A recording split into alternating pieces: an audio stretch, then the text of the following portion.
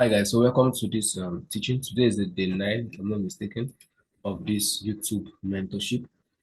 Please, if you have not gone through the previous videos, do want to take a moment to go and revisit the previous video if you haven't. Just do want to watch the previous videos and do that before coming over here. All right, so this video will not be so long. All right, we'll just be talking about a very important concept, something that you really need to understand, right? And what is that? We want to talk about institutional order flow and its mitigation. Very, very interesting and important topic. All right, so we will talk about institutional order flow. All right, very important topic and its mitigation. All right, you have to understand what an order flow is and when it is said to have been mitigated or not. All right, so let's go. So now, institutional order flow is a very important topic because it helps you to determine where smart money or the large volumes are in the market, right? Where the large orders are in the market. It helps to identify the area in which the large orders are in the market. So order flow is simply where an institutional entity, right? An institutional entity has placed his buy or sell orders, right? And it's very easy to identify and institutional order flow because you can see it by looking at your charts, right? So order flow can be determined by those areas in which you see a sharp push up and then a decline, or a sharp push down and what um an uprise, right? What do I mean? So when the market is printing bullish, or let's say, and then it's something like this, right? The market was going up, and then you see this sharp drop, or the market can still look like this. You can see something like this. The market is printing upwards, and then something like this, and then after this, you see a sharp push up. So this last push down before this sharp push up becomes what? Your institutional bullish order flow, right? Why the same thing happens there as well. So this now becomes what? Your bearish order flow, right? Let's also start with bullish examples first. Let's start with bullish examples first, right? Let's see the bearish example. So now this becomes the area of order flow, right? The order flow is that last push down before the heavy spike, right? That's a bullish order flow. That means an institutional entity got involved inside there, right? They bought somewhere inside this push down, right? Because they like to buy at a good price. So inside this area, that means smart money bought, or a bank bought, or a hedge fund bought, right? So you have to know those areas, and you can always determine is what a break of structure. So when the market breaks structure, breaking the previous high, that place now becomes what a valid order flow. So now with valid order flow, that's bullish. A valid bullish order flow is that last push down that breaks structure, and you can see a one-sided movement. And usually you will find an imbalance inside that one-sided movement. That is to sponsor the fact that, or to validate the point that this is what an institutional order flow. And this is for a bullish. So when market does that, you can expect market to come back into that zone and then give you what another push up. So now smart money want to take price back to this place and add more buys and then push up. And when the market does it, it creates another order flow. So this also becomes what another order flow. So inside they can also for what the last push down before what the break of what the last high. So when the market breaks this high, this now becomes what a valid order flow. So you want to see the market take out this high before what you can classify this as what order flow. So that is how order flow is printed for what a bullish example, right? That's how it's done for a bullish example. So let us look at the bearish examples as well. Let us consider the bearish examples. Right, let us consider the bearish examples. Why is that not deleting? Right, so let's consider the bearish examples as well. Let us consider the bearish examples as well. All right. So now for a bearish example, when we look at that area, the market gave us sharp push up and then was a decline. So that's push up before the market takes this last low, right? That becomes what your area of what bearish order flow, right? That last push up, that becomes what an area of what bearish order flow. And this class is not going to be so long, just very brief, so you guys can get the point. So this is just that last push up before the market breaks down becomes an order flow. Now note the difference between an order flow and an order block is that an order flow does not refer to a particular candle, right? It's a full area, right? So when you're talking about order flow, you're looking at a whole area, and a whole area. It could be 5 candles, it could be 6 candles, it could be 10 candles. It doesn't matter. Just know that that's last push or before they break. It's a order flow. So market can now come back there, so market cannot choose to come back to that other flow and do what it needs to do, right? And then break a new.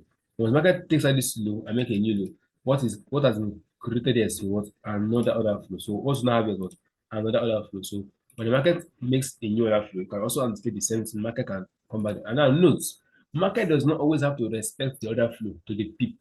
Market can choose to push up a bit and then drop, right? You can do this. Market can choose to liquidate the other flow, like push weak, like weak to it, or just sharply move above it and then drop. So also knows that smart money must not always respect other flow to the peak. So that's why you should always wait for what lower time frame confirmations. Don't always enter trades with just other flow in your mind. Just wait for the market to give what either a candlestick confirmation, a structural confirmation, or a reversal pattern, anyone you use, right? So I'm not going to force you to use anything that you use for your entry.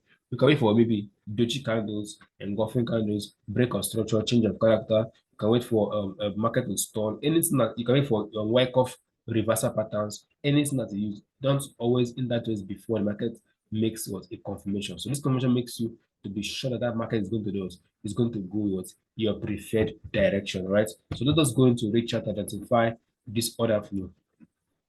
And let us go to this euro-dollar chart. Let us go back in time a bit. Man, shush. All right, so let us go back a bit. So now let's watch this one. Let's start from here. Okay.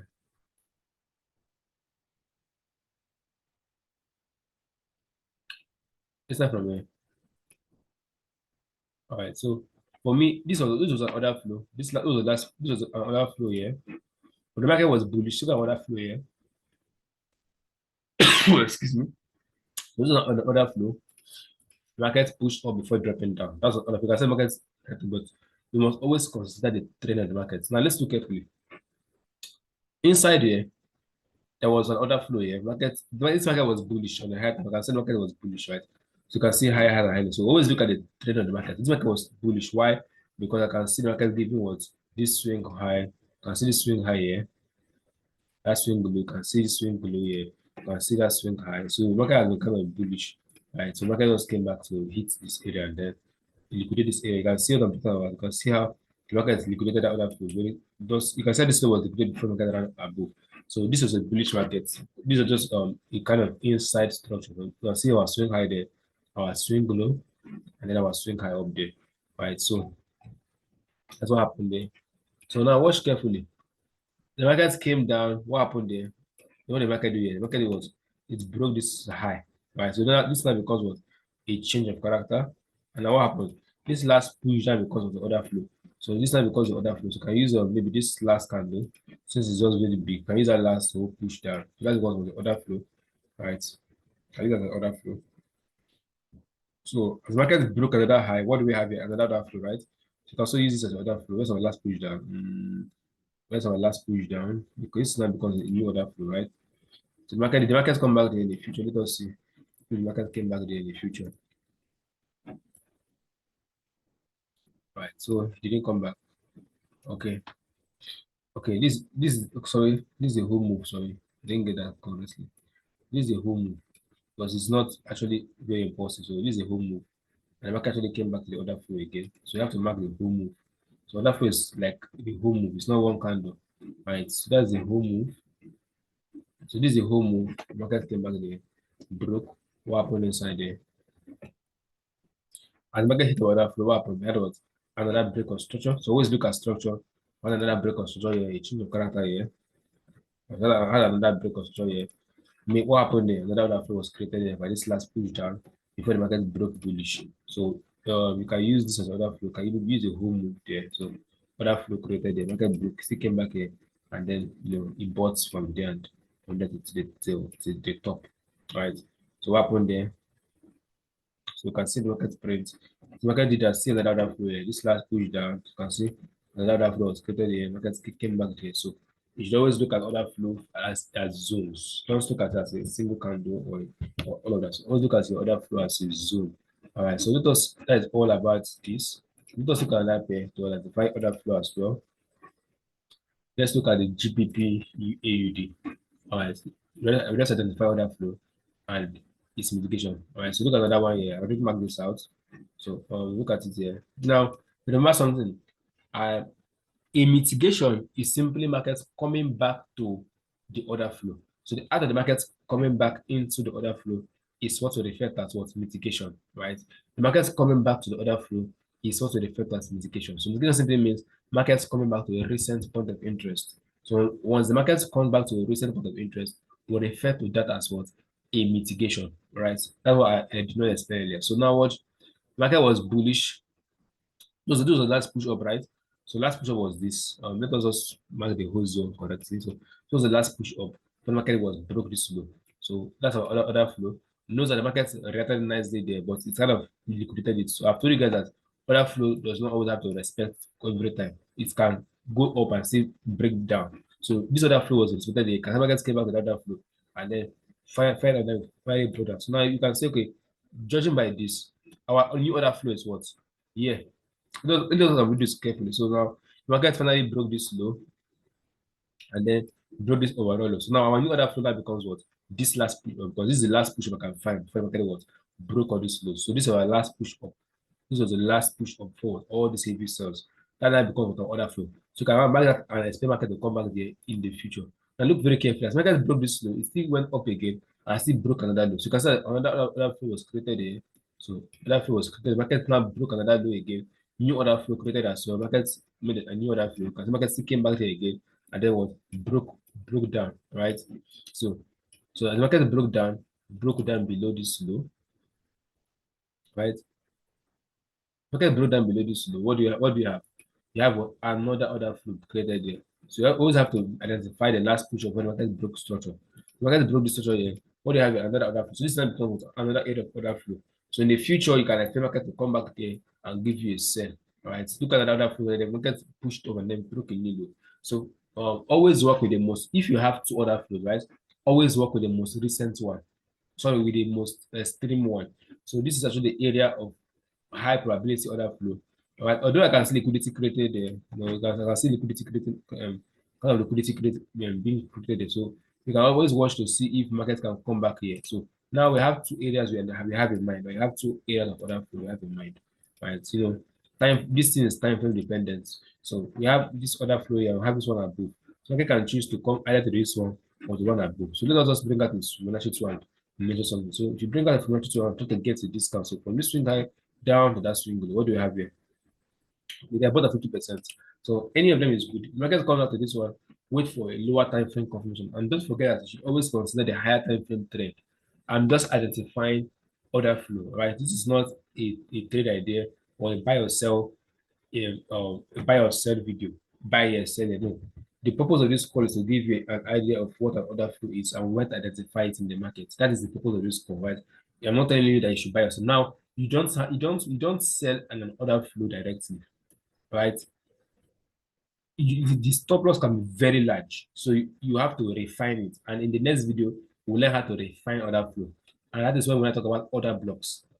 Because order blocks is now where you now refine your entries, refine your POI in the next teaching, right? So this video will not be long, and as I promised you guys, so I think I should be wrapping up here. So you guys should do well to watch the last previous videos.